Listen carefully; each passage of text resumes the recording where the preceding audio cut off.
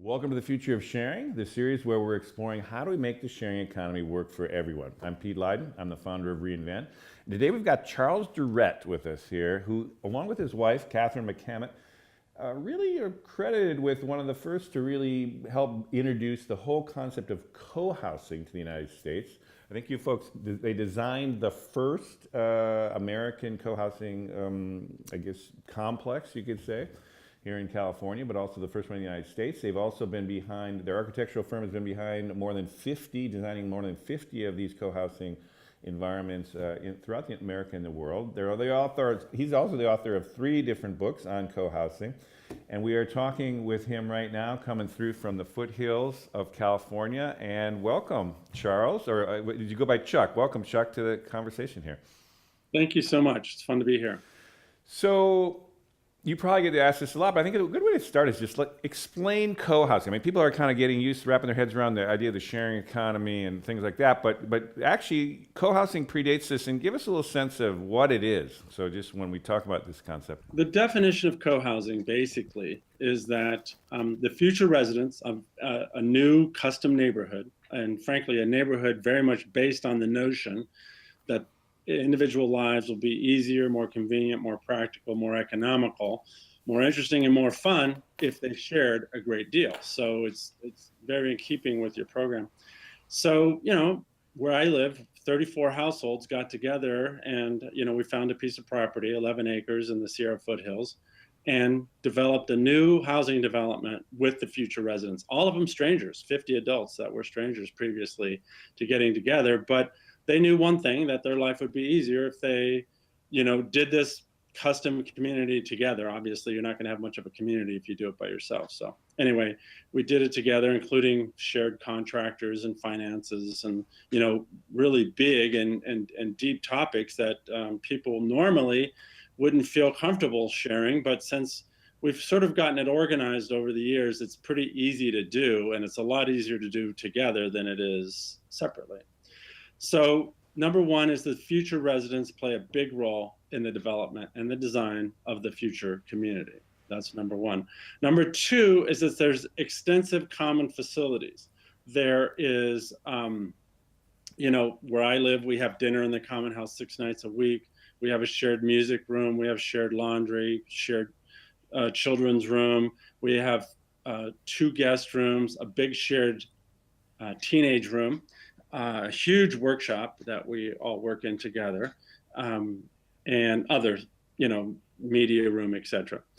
The third thing is it's designed to facilitate a sense of community. So we have all of our cars on one shared parking lot, and then you walk to your house so that you're interfacing with your neighbors daily, basically.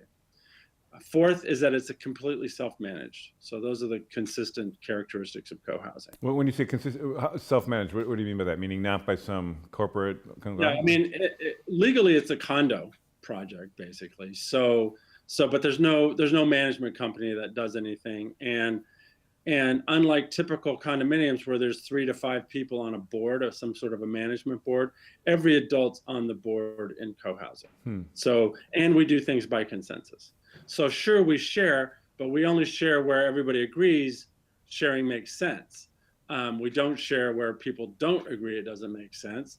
And what I think is probably the most astounding thing is by the extensiveness of how much sharing we do, and we do it all by consensus. So basically, once you start talking about it logically, it simply makes the most sense to not buy one of everything. And for example, we have 1 lawnmower for 34 households. And frankly, people would think you were kind of weird if you suggested we have a second lawnmower. I mean, the culture has grown to be one where sharing is the norm and not the exception. Well, that's interesting. Now, an outsider would wonder, though, but how much is private? Hey, I don't want to be hanging out all the time with folks. Like, does everyone have totally pure private space that nobody can get? So just explain how that actually works. So everyone has. Oh, no, that's important. Thank you for mentioning that. No, everybody has their own house. In our case, they are buildings of 3 to 5 houses in each building. But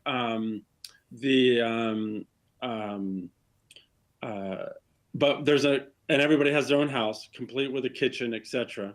but we have dinner available in the common house 6 nights a week. Basically, most people participate 2 to 4 times a week, and otherwise eat at home. So you can, hey, you're just not feeling social that day. You can just hang out and nobody bugs you. You're in your own world. Well, the interesting thing is, yeah, very much. In fact, most Americans are extroverts. In co-housing, most people are introverts. I mean, in fact, it actually plays out to be perfect for introverts, because people who don't want to consciously plan their social life, it happens more spontaneously in co-housing when you feel like it. In other words, you only participate when you feel like it. You never feel like you have to participate if you don't feel like it. So it's perfect for introverts that way, especially if one of the spouses, for example, are introverts. Husband, the extrovert, can hang out at the common house, and wife, the introvert, can hang out at home. In other words, that choice is always there. It's always possible to be alone if you want to be. I've never felt, I've been living in co-housing in the last 25 years in the US, and I've never felt like, my privacy was intruded upon. Fundamentally, when I mentioned the design of co-housing, the site design, feeling like you have community based on design, fundamentally, the site design feels like you have as much privacy as you want or as much community as you want. Typical suburban environments, and not even suburban, even urban environments. I lived in Berkeley for 15 years. You feel like you have as much privacy as you want or as much privacy as you want. In other words, organizing a block party in Berkeley was the exception and not the rule. So, what do you have? You have community once a year, maybe. And, anyway, you had to be around for that day. Co-housing makes it possible to live next to others amicably daily if you choose, but privately should you choose. That's fascinating. It's a little counterintuitive, though, that you say that all these introverts came together in a co-housing thing. Explain more of that, because that's counterintuitive. You'd think it would be the extroverts saying, "Hey, let's all be together all the time." I know you would think so, but no.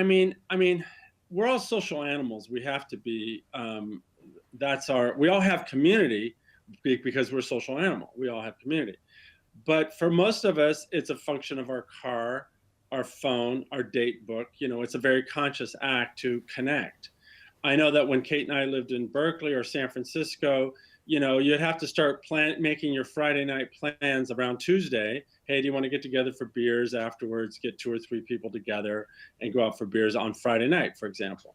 In co-housing, I should say in that scenario, Friday night might roll around and I didn't really feel like it. So I was going out for beers even if I didn't feel like it. Where I live, if I feel like it, I hang around after dinner, or I even go to dinner and have beers with people that are around. And if I don't feel like it, I just don't participate. And it's fine. Interesting. Now, just before we get we want to move this into some conversations around the sharing economy, this kind of relatively recent, last 10 years, kind of tech-enabled sharing economy that's emerging. But before that, let's go back into history a little bit, because it's really co-housing kind of originated in Europe, if I recall. So give us a little bit of the roots of it and how it actually ended up evolving and coming to the United States. Co-housing got started in Denmark in 1972 by a guy named Jan Goodman Hoyer, who basically got together with a bunch of acquaintances and friends and said, what should housing look like for us in the late 20th century? When, now moms are working outside of the house, now we're having fewer children, now we're living longer. We have a whole covey of new realities. Why do what mom and pop and grandma and grandpa did in the 40s and 50s? It didn't make sense. So he basically started this notion of doing custom neighborhoods based on, new realities, if you will.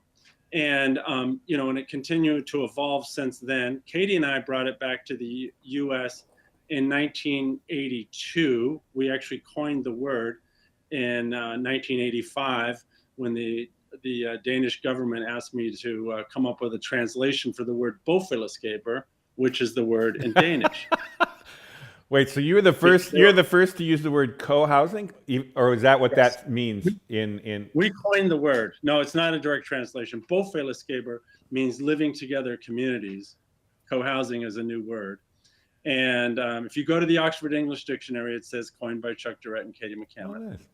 So, but anyway, so we coined the word, and in 1988 published a book called Co-Housing, A Contemporary Approach to Housing Ourselves. And in 1991, we got the first new co-housing project built in Davis, California, and called Muir Commons. We've been designing co-housing communities around the land. Last weekend I was in Tulsa, Oklahoma, where we're starting a new project. And the weekend before that, we're in Durham, North Carolina, where we're finishing a new project. So it's happening around the US now. Okay, so a little history there, but couple pieces of this. Again, I'm kind of teasing out the pieces of co-housing that seem applicable to the sharing economy, which we'll get to a little bit later here. The sustainable piece. Now, I think your third book, I guess, was really trying to hit this really on the head, if I recall right. It's creating sustainable. Yeah, creating co-housing, building sustainable communities.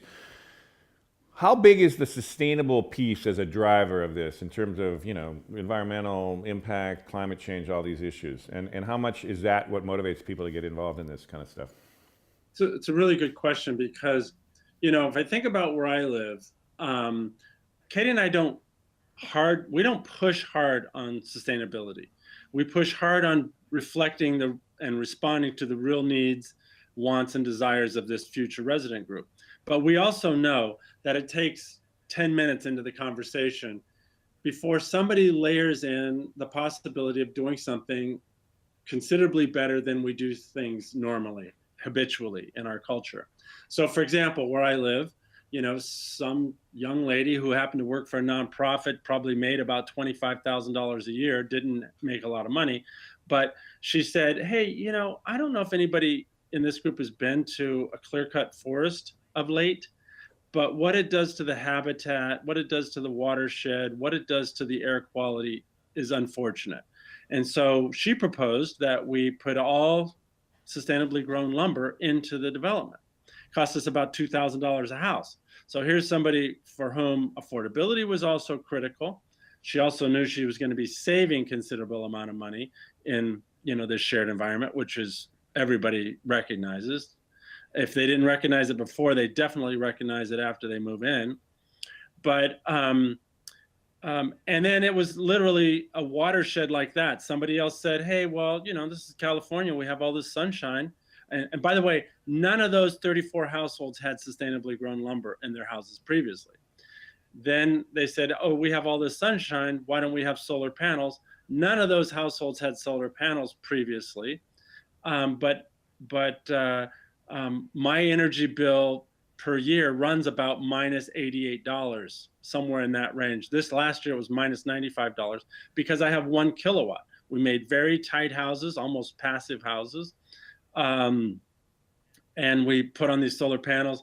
We have, non-toxic paint and recycled paint and, literally one thing after another, probably about 100 different ways, low flow, everything. And this is almost entirely things brought up by the group where they made an argument to each other for doing the right thing. If they didn't bring it up, I brought it up. I brought up how to make sure that you can't hear each other in these connected houses, because I think the environmentalist of the future is going to be the acoustic engineer, the person who helps Americans figure out how to live closer to each other. This idea that we're spread across the landscape because we're afraid of hearing each other is very unconducive to living lighter on the planet. But also, so there's the building piece of it, which I totally hear you. But is it like, hey, we're going to share one lawnmower because it's wasteful to have more than that, or we're going to, pool the dinner because we're using less energy? I mean, are people thinking that the sharing itself, rather once it's built, is being done for sustainable reasons? Yes and no. I mean, one person will imagine it and then make an argument to the group, but the whole group gets behind it because of the age-old, timeless incentive of money. Basically, we want to have a shared lawnmower because it's simply a lot cheaper. And by the way, I save a lot of time because somebody else, one person, mows the lawn instead of, we have 57 adults. Instead of having, 20, 30 people running around with lawnmowers, we have one person. And by the way, since we have to buy a lawnmower, why don't we get the most state of the art? It turns out an electric lawnmower. It's got more torque than any gas mower, believe it or not. In other words, it mows the lawn with no problem, and it's all charged by our solar panels, our collective solar panels. Lawnmowers are terribly inefficient. They put in an amazing amount of carbon in the landscape. And so they do it because it saves money. Somebody else is doing it. We save time and money. That's a big plus. That's one incentive for many of our shared line items. Some of our shared line items, like common dinner, it starts out with community. Nothing is more conducive to community long term than breaking bread together on occasion. And that breaking bread leads towards, not only sustenance, but also, hey, what are you doing this weekend? I'm thinking about going skiing. Do you want to go? That's all made very easy in co-housing because we have one garage that's a virtual ski shop. I mean, we have every size ski, every size boot. It's all shared. It's all been stuff that, people who came to the community who used to ski no longer do. They shared it with everybody. Now all the kids have all the skis that they want. I shouldn't even tell you this, but they also ski. They also share ski passes. So it's interesting about so what you're saying is really the motivation for the people is less. I mean, the sustainability piece is important, but really it's economic, which is interesting. So it starts with economics. I mean, there's only a small percentage of the American population who's going to let sustainability drive them. But the great thing about co-housing is you get started on a project, you have dialogue. Dialogue is an integral part of the whole process. In the context of dialoguing, energy or construction or maintenance or management, in the context of dialoguing that stuff, generally speaking, the right thing, the less costly thing, and the smart thing percolate to the top, as long as you have that dialogue with each other. So we find ourselves just doing the smart thing over and over again. We don't brag about it. We're just evolving.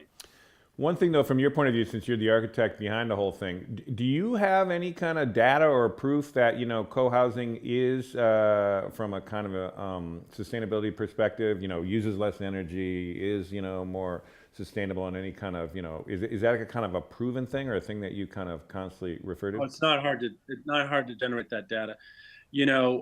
For example, I've asked about 200 people how much money did they save after they moved into co-housing. And that ranged from $200 to $2,430, that range per month.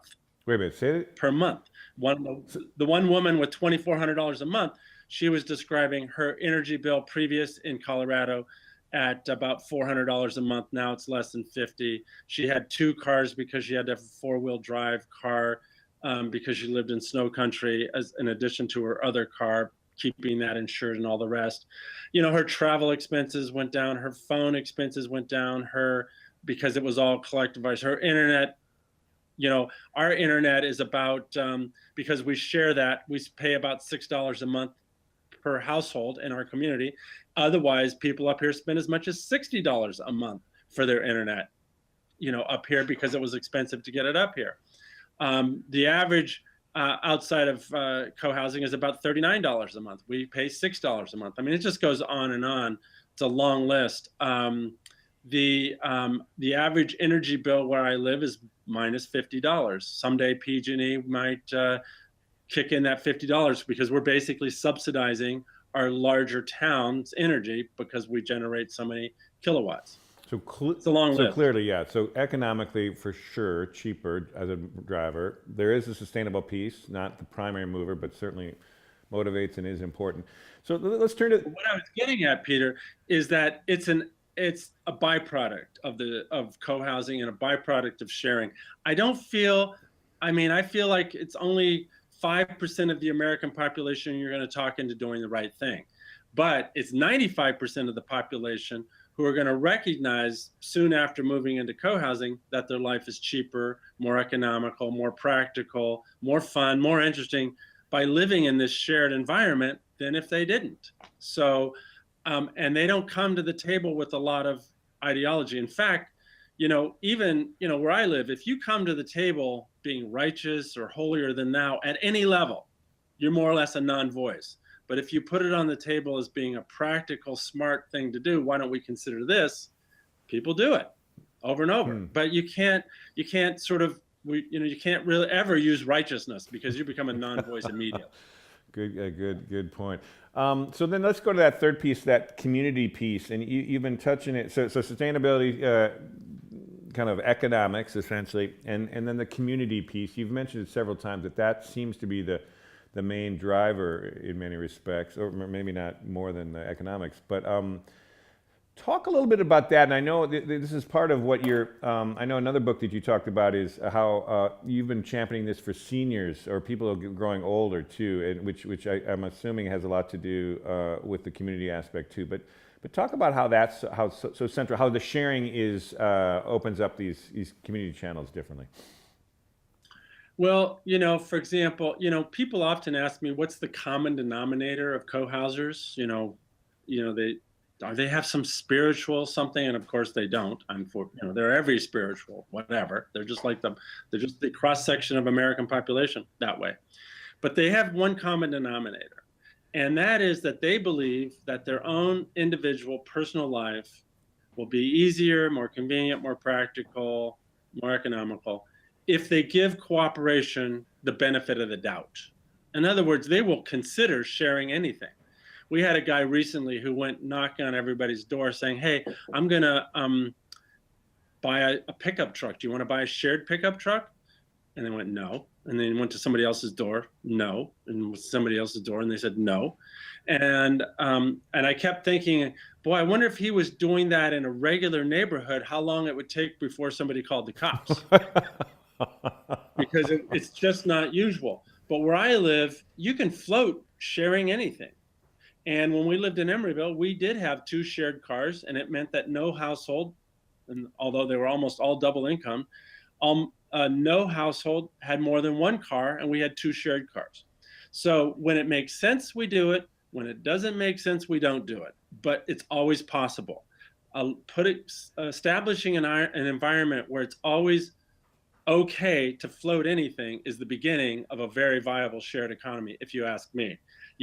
That can't become the exception to the rule. It basically grows to be the norm, that it's okay to talk about sharing anything. We have a common meeting tomorrow for 2 hours. We do every month, and once a month. And for sure, something I think buying a common chainsaw is on the agenda, and we'll see how that goes. We have a lot of maintenance that we have to do, and historically, a few individuals like myself have brought chainsaws to the table. I have a couple of them, but they need to age out and go to some shop and be rebuilt and resold.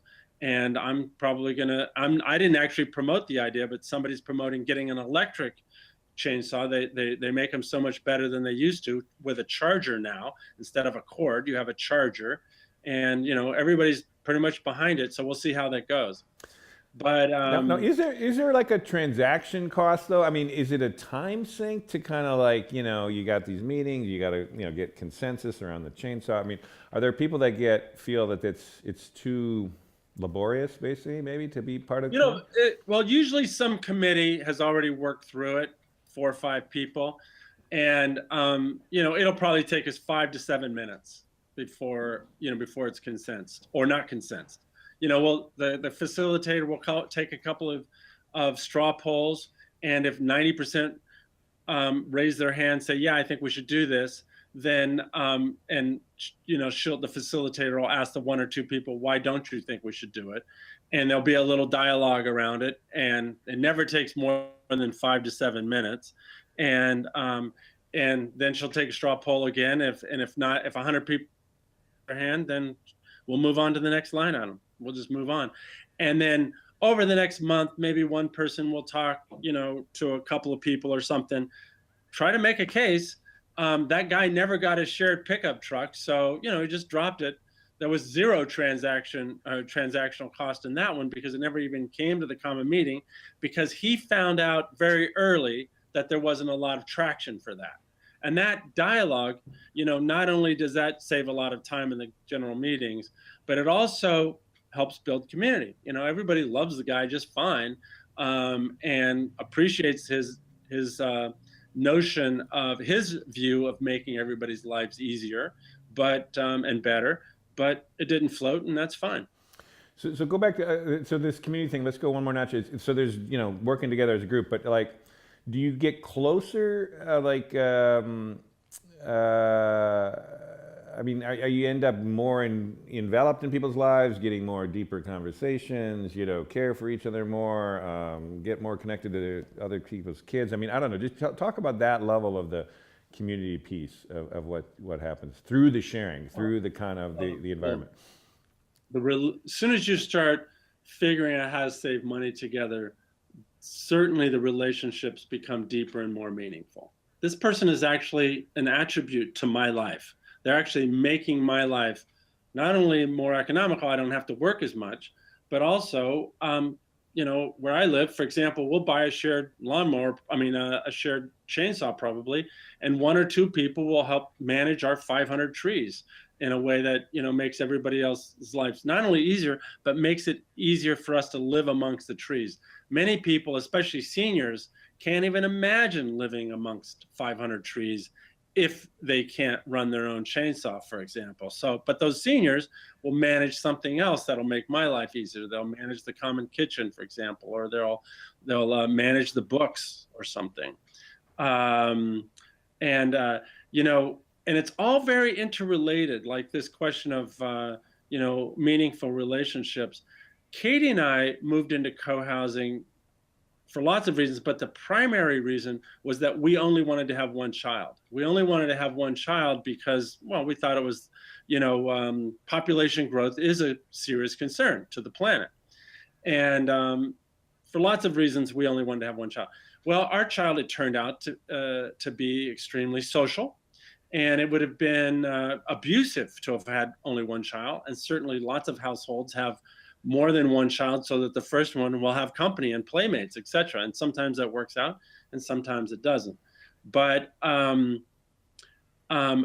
Jessie has 30 cousins, and that works out perfectly for her. She has relationships, meaningful relationships that she wouldn't otherwise have had. People that she can really, really rely on for lots of things, including the fact that she's very interested in politics. She learned to work with other kids quite successfully when she ran for Senate down at Occidental College, which is a very politicized school. Obama went to undergraduate school there. She won handily. She got more votes than the other 6 candidates because she knew how to work with other people. So the depth of those relationships, how they feed on each other, is quite exhaustive, quite exhaustive. The senior piece, just want to accentuate that, because you wrote a book on that. Do you feel that in particular, that cohort of American society is more and more isolated and kind of disconnected from people, that co-housing is a way to kind of, is really vital to them? Give us a sense of why did you write that book, and what's going on with that idea? You drive down any street in America, any suburban or even an urban environment. You drive through Berkeley or Oakland. Every 12th house is some forlorn senior watching TV. On average, 6.25 hours a day. I mean, it's a human travesty. It's a lot of humanity left on the table. And as a society, we're going to pay the cost. Americans drove 7 billion miles last year, just Meals on Wheels and Nurses on the Go, just serving seniors. It's crazy. In Nevada County, where I live, it's a major budget line item getting these seniors to the doctor, et cetera. I had dinner. We have a new senior co-housing up here, and done a couple of years now, 30 units. I had dinner there recently, and one of the residents, 77-year-old Butch, told me that since he's lived in co-housing, senior co-housing, he buys less than 1 tank of gas a month. Previous to moving there. For 20 years, he lived in this semi-rural environment, and he was buying 5 to 6 tanks of gas per month. And the 80-year-old woman sitting next to him said, since she has been living in this senior co-housing, she has sold her car altogether. They carpool. I see them around town all the time at some music festival or some lecture somewhere. They always are, it's always 12 or 13 people. In other words, they sharing is just natural extension of where and how they live now. Conversely, on the front page of the newspaper up here, there was an article on the front page of a 17-year-old passing an 18-year-old, having a head-on collision with a 76-year-old, killing the 76-year-old. There's a lot of seniors who shouldn't be driving. They have no choice. They're also social animals like the rest of us. It's wrong that they wouldn't be able to get to a community, but unfortunately, largely a community based on the automobile. So co-housing introduces proximity for seniors, people being around people that you care about, that you know, and that support you as a person, and sometimes your physical needs as well. Okay. Senior co-housing caught on in Denmark in 1985, and it's just gone gangbusters there since the beginning. So they use a process of perpetuating senior co-housing it's called Study Group 1, and it's seniors talking about the issues of their life, their financial realities, their physiological realities, their emotional realities, and over, about 40% of the people who participate in that come to realize that proximity will be the number one thing that will facilitate their emotional well-being, their economic well-being, and all the rest. That's why senior co-housing is doing very well there. We do a webinar in the fall trying to train people now to do Study Group 1, because it helps seniors become conscious of the issues, get out of denial. If you're lucky, you're getting older, and get proactive about doing something before it's too late, before you end up in the assisted care or the nursing care. Fascinating. All right, now so let's move this. One of the things I just really wanted to flesh this out, because you've got this great body of work and insights on what works, what isn't working, and in that kind of very sophisticated and comprehensive sharing environment of co-housing. So fast forward it now, the last 10 years or so, we've had this kind of tech-enabled, through platforms, people able to share in not as comprehensive a way, but share homes, share cars, share tools, share all kinds of little things. And there's an elastic way of talking about this. I don't know how familiar you are with that whole sharing economy, but as you think about what you've learned over these last decades, when you see this sharing economy, is it encouraging to you? Is it kind of what do you make of essentially this phenomena that's now, particularly younger people, millennial generation is the ones using these tools as much as anything to kind of swap out what they're doing, use things, drive the costs of living down. Any thoughts, just general thoughts about the sharing economy? I'm curious how you think about it. Yeah, no, I appreciate that. I think it's absolutely essential that we figure out how to share. And yet, I hope we figure out how to do it much more efficiently than we do it now. I am astounded, when I find somebody has bought a new wood stove, a used wood stove on Craigslist, and they drive all the way to Sacramento to get it.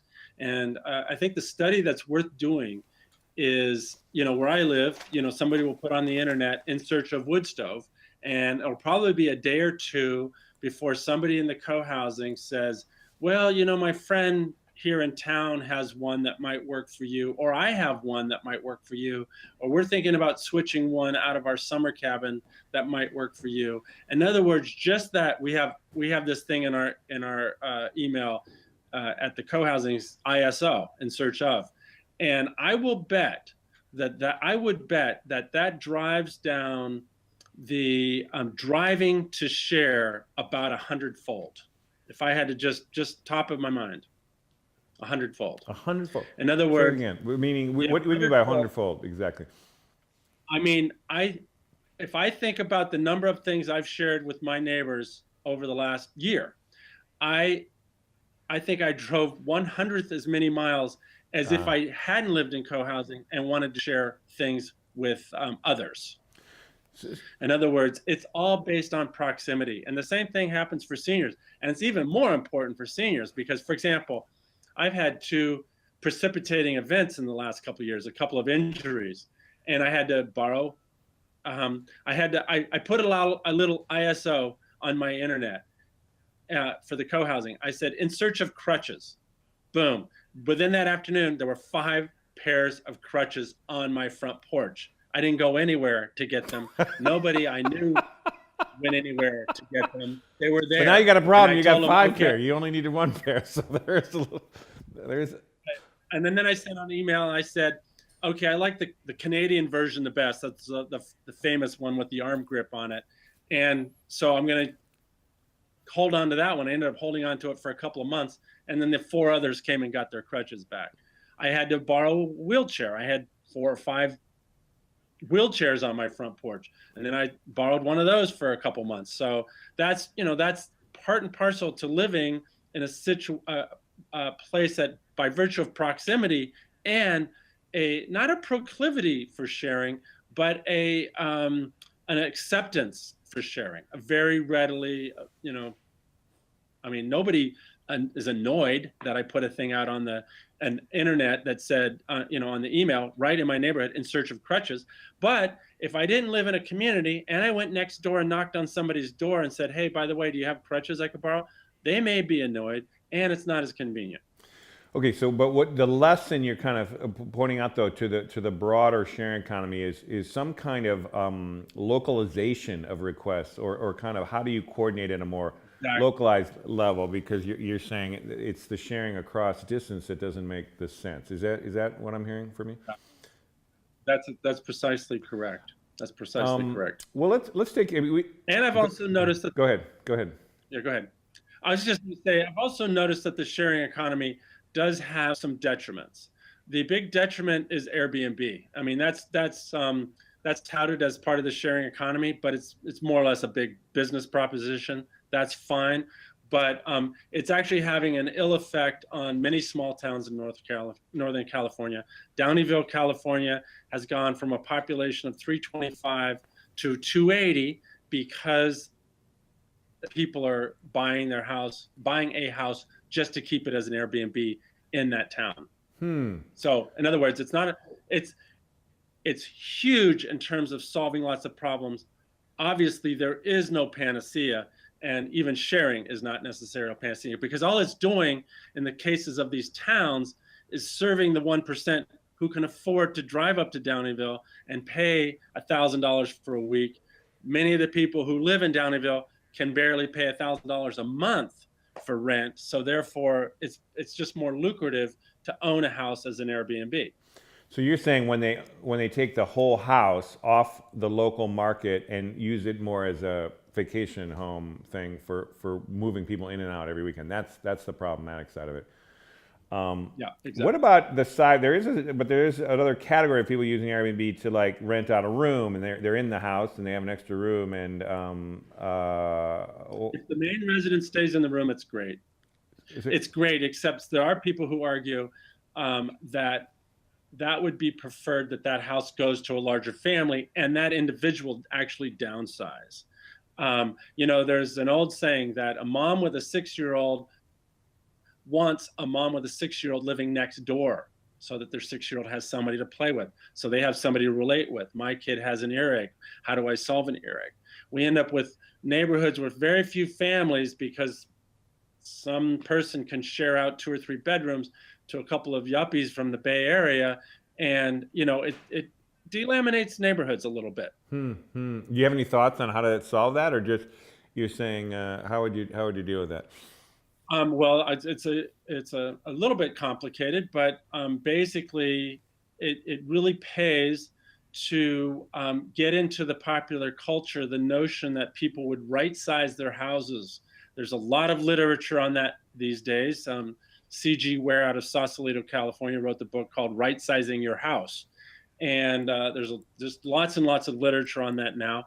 In other words, allowing people who live in a big house that was appropriate when they were raising 3 or 4 children, and to downsize into cute little apartment somewhere, or a row house or a townhouse somewhere, and then let a family have that larger house. Our economy has never been, I don't think, as structurally upside down as it is now, where some people can afford to have big fat houses with one or two people, and some people have a very hard time, paying the rent. So Totally. we need to readjust somehow. Yeah, no, it's a bigger, whole social inequality issues, and we're starting to really get into there. What about the car sharing piece, which is a little more interesting? I mean, there's the Uber thing where it's someone's driving their car, but driving more than one person around. There's that piece. There's also a variety of these companies that, if you have your car, you can rent it out to someone else who doesn't have a car. Things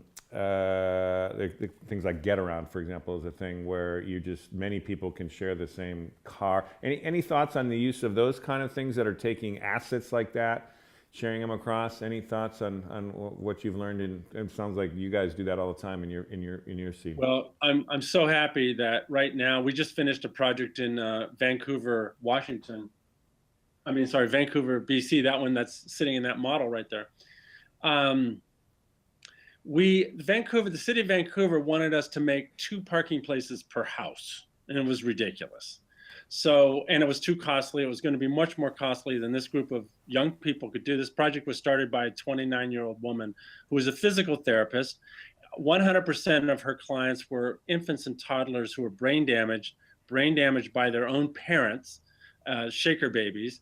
And she felt she needed an environment bigger than her house that was supportive and, gave a damn. And so she started a co-housing community. Well, in that co-housing, it's a little bit long story to get to the point about sharing the cars, but it's all very related. All these relationships and shareability do play a role. In other words, sharing alone as a means of connecting is a kind of a one-liner, but in the context of, sharing a cup of tea together in the morning and then sharing dinner together in the evening, that's, in my experience, it's a watershed for being able to share a lot more and trusting. When it comes to sharing, trust is a big component. So in Vancouver, they wanted 2 cars, and we just said, no way, we can't do it. We had to make affordable housing in an unaffordable town. So we proposed 1 car per house and 2 shared cars that come with the 31 houses. So we have 2 shared electric cars. When you buy your house, when you buy your condo, you're also getting 1/32 of a car. In essence, it doesn't matter, formally how much you own it. It only matters, really what's going to matter is if 2 shared cars is enough. I wouldn't be surprised. They're electric cars, so they're actually, the plug-in is part of the site plan. I wouldn't be surprised if they're not at 3 and 4 shared cars over the coming years, and they end up with excess parking spaces. They also, in that particular project, we have 2 apartments that are 5 bedrooms and 6 bathrooms, 1 bathroom to each bedroom. So that made that development very, very easy to buy a house there. People who had never bought a house before, I should say, very easy to live there. And although having lived in shared houses in Oakland, Berkeley, I'm not a big proponent of shared houses, just because I want to leave I don't want to see anybody else's dirty dishes on a Saturday morning, but I want to leave mine, so it's unreconcilable. But in co-housing, I could live in a shared house, and a lot of people do, because the common house takes a lot of pressure off of the house. You're having dinner in the common house, the music room's in the common house, the kids' room is in the common house, takes a ton of pressure off the private house. In that case, in Vancouver, they have a 6,000 square foot shared house, i.e. the common house. So they have all kinds of shared houses, shared apartments, suites, etc., that makes all that much more livable, much more possible. And they have the shared cars. In Emeryville, California, we had 2 shared cars, but even more important than the shared cars is there became a culture there of borrowing each other's car. These are a lot of people who drove up to the mountains over the weekend to go skiing, etc. So So, but we only wanted to have one car per household. You know, Katie and I, we had full-time jobs. It was actually, and we were schlepping our kid around to basketball and volleyball and every other sport in town, and frisbee, etc. And we just did not want to have more than one car, and it made it very easy. There was basically 11 other cars in the community that we could knock on the door. By the way, I need your car for a couple of hours. Couldn't we borrow it? That was part and parcel to living there. And, you know, I would literally sometimes go out to the parking lot, realize that Katie had taken the car. I needed to be somewhere. And I would just start knocking on doors and say, hey, can I borrow your car for a couple of hours? That was just part of the culture. That's the future, I think, where we have to rely on proximity to make it possible. We have shared guest rooms. I mean, people with houses that are too big so that they can have guest rooms, that doesn't make any sense for the planet, for their own economy, etc. We have 2 shared guest rooms. We have guests tonight. They'll stay in the common house. It's part and parcel to living in a sharing environment where proximity has to play a big role. Does the coordination, is technology help make that coordination possible? Like, Yeah. like who has the car when, I need it when, where is it? Is that all part of it? Yep. Yep. I mean, nowadays the software is amazing. I sign up for common dinner on the net. I sign up for the guest room on the net. I'm not always a big fan of that because we do have proximity. I could walk up. We have had years where I walked up to the common house to sign up for common dinner, and Susie would say to me, oh, by the way, you're not going to want to miss Margaret's pot pie because they're awesome. So in other words, it did facilitate dialogue a little bit to do it based on, you know, the analog. But, you know, people are so wedded to the digits nowadays, you're not going to pry them away from people. Totally. One thing that keeps cropping up here, I mean, one of the things about technology companies, the sharing economy itself, is about scale, is about how do you rapidly scale this up to go from small analog situations to vast, many people making an impact or not making an impact on the planet. And one thing that you have said consistently is you have to design from scratch, it seems like, these co-housings. But that's, you know, in some ways, to move faster, you need to retrofit, or you would need to kind of take old neighborhoods over and stuff. Talk about the need, that balancing of kind of fresh start, clean stop to, hey, the world's jammed with all kinds of buildings right now, and could you retrofit these things in different ways or redo neighborhoods differently? Any thoughts on that? Yeah, well, end of the day, you know, the design process does a couple of things. There's no community building experience more thorough than getting people to solve problems together. So it plays a role. And invariably, we bring people to the table who have no interest, but all of a sudden, 5 minutes into it, they've got 1,000 opinions, and they grow relationships with their future neighbors. That's part of it. It's an important part, but it's only part of it. We find we have the same needs. I think we've done 4 projects now in Oakland, maybe 3, Oakland, California, where we've taken 4 or 5 houses that were existing and build 10 or 12 new houses as a part of those 4 or 5 houses. An old suburban-esque neighborhood, old as in 100 years ago, it was considered a suburban neighborhood. 100 years later, the same boxes exist, even though lifestyles have shifted immensely. It's just upside down. But believe me, that still requires a lot of dialogue. And, you know, people say to me all the time, Chuck, you've designed 55 co-housing communities now. Why don't you just design it and they will come? Well, A, there's no relationships, and that's a problem because they'll just default to their old behavior. But B, you know, every single time I start a new project with a new collection of people, I find that they bring real values, real experiences, real opinions to the table, to the point that the project is always better with their participation than if I did it alone. And, you know, it's always, you know, basically everybody has a little bit of architect in them. This is an opportunity for them to express it. They want to express it. I want them to express it. And we build the project, you know, not brick by brick, but decision by decision. Literally, it takes me about 12 days start to finish to completely make a whole new project. So the whole idea that scaling up needs no participation is not quite accurate, Peter. And I can give you 100 examples of, like, Cotati, California, which was deemed Neighborhood of the Year in 2004 in the USA by the National Association of Home Builders. A co-housing there took of 30 houses and mixed use and 8,500 square foot of commercial. It took us 3 years from start to finish to get it approved and built. Bought the property, worked with the 30 households, 12 days of co-design, co-designed it together. And we were done in 3 years, and 3 new projects surrounding us done by very savvy developers were 5 years, 5 years, and 7 years. And there are reasons that co-housing across the board always happens faster than typical developments. One of them, of course, is the group is much more impatient when you know who's going to live there. But most importantly, because they co-designed it, they own it emotionally, financially and emotionally, but most important, emotionally. So they figure out how to get it approved in a hurry. They, in talking to the city council, it becomes very apparent that this is Margaret, who was our town librarian.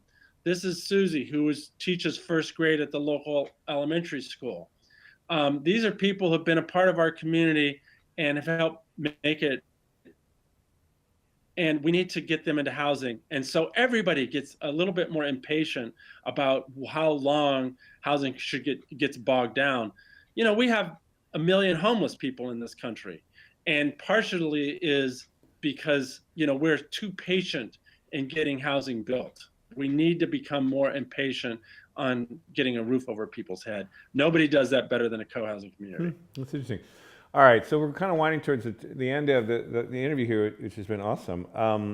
But let's think about if you could give some kind of lessons a little bit. Again, you've been in this for a long time. People who are in the sharing economy, who are in these companies or in these cities who are trying to adapt to the sharing economy, maybe just think, you've talked a lot about the positives about sharing. Maybe are there any kind of downsides of these communities that, honestly, with more thoughtful reflection or more innovation, they might be able to be mitigated? I mean, any thoughts on, you've been very effusive about all the positives. Any things that you think still need work on to kind of figure out to learn? Lessons learned. It's a good question. I have a little soil tamper in my basement that people like to use from time to time. I haven't put it in the common realm as of yet. I tell people from time to time, hey, you can go into my basement and grab it anytime you want. And I've gone to get it a couple times and it's been missing. But all that requires is that I have an excuse to walk around the community and see if I can find it. So, I look at that as community building as opposed to deleterious to the entire experience. So, I constantly am surprised at how much we do share, but I'm also on occasion surprised on how much we don't share. I live in a larger community now, 34 houses compared to Emeryville, which was 12 houses. And for example, we rarely knock on each other's door and borrow their car. So there is something about scale. And I think the biggest lessons learned, and the Danes actually learned it a long time ago, don't try to share with more than 50 adults. They've put that on the table since the beginning. What's the reason there? Because of the scale issue? Well, there's a couple reasons. Well, basically the biggest reason is, and we're 57 adults, so we're right over the top. And it's kind of interesting because, the guy who started co-housing in Denmark came to visit us a couple times, and he was constantly remarking on how the 57 adults made things a little bit more difficult than what they've learned. They learned it the hard way too, but they adjusted immediately. The Danes, they are so conscious about social questions. The Danes involved with co-housing, and they have a mantra, which is, if it doesn't work socially, why bother? So constantly doing the measurements around whether this is working socially in terms of building relationships, or is this deleterious to cooperation, i.e. Detracts from relationships.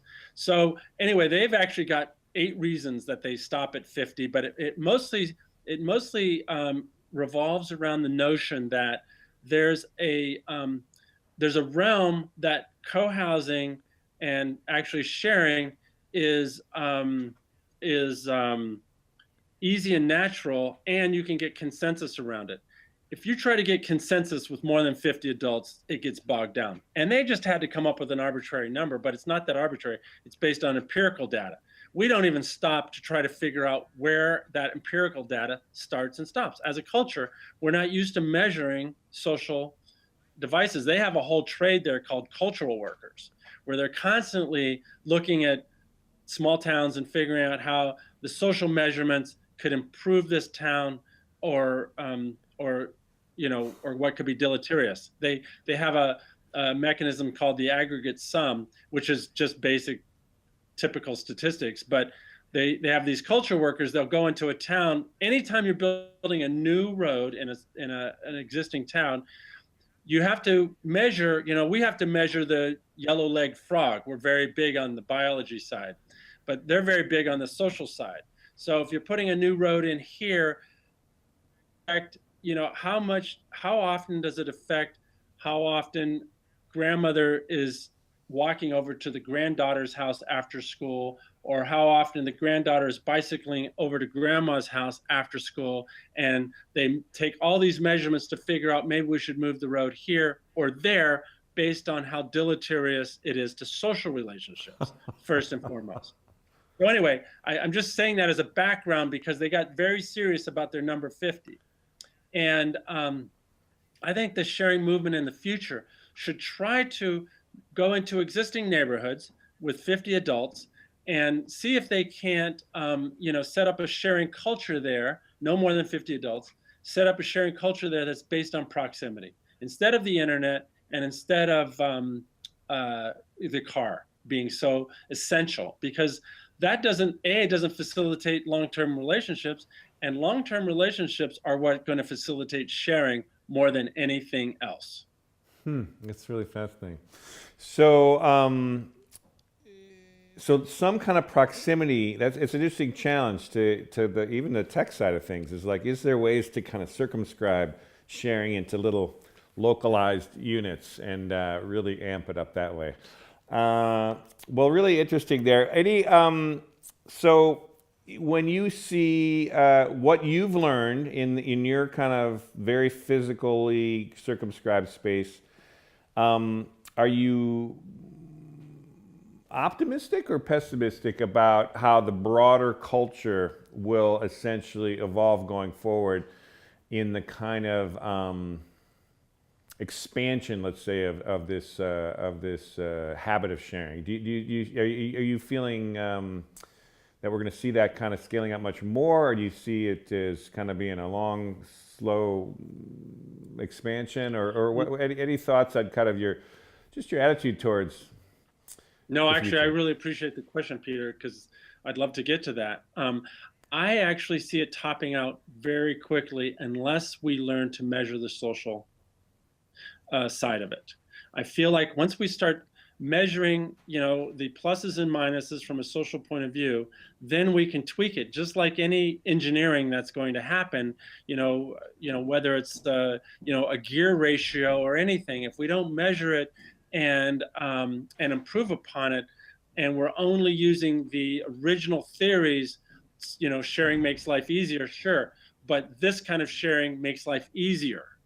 And this kind of sharing makes life easier. So if I think about Emeryville co-housing, when I lived there and I saw that the car was gone, I literally had to go knocking on doors to find an alternate auto. My kids' basketball practice was starting in a half an hour. I had to get after it.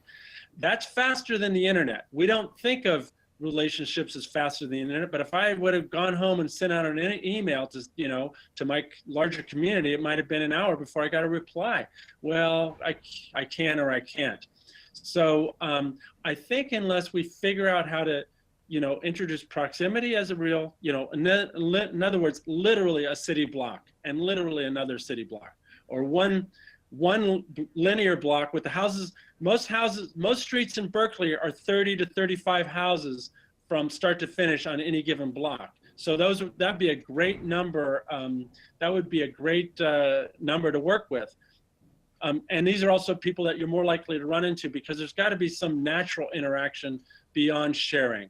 You know, there's got to be a glue, and the glue normally has to do with I like that person, or I know that person, I've seen that person, and by the way, I'm running into that person.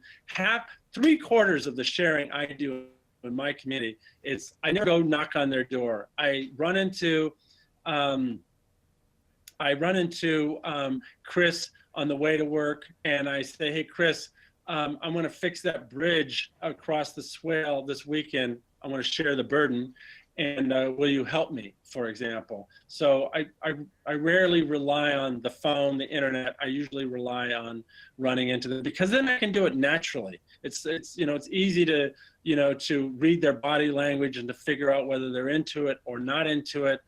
And then the second thing, so proximity is number one, and number two is I really think we've got to grow much, and it's a vast, open possibility, because we don't do it in this country. That might preclude its possibility, but start to measure the advantages and disadvantages of different sharing scenarios. Measuring in the social aspect, the way the Danes do that. Exactly. And I think it'll help the sharing a lot. And otherwise, I think we're going to peak out. Peak out meaning it's just going to reach a small but not big enough group of people and kind of peter out, is what you're saying. Yeah. Hopefully, it'll become a model, and we can see how to grow it based on these two things: proximity and measuring, understanding. Well, I hope you're right. And this has been it's a great place to stop. It's a great interview. And let me just say, yet another insightful interview that really is giving us one more lens into how to make the sharing economy work for everyone. Again, this is Pete Leiden saying it's been a good conversation. Thanks, Chuck. Really appreciate you. Thank you. Great. Thanks, Peter. Appreciate it, man. Ciao.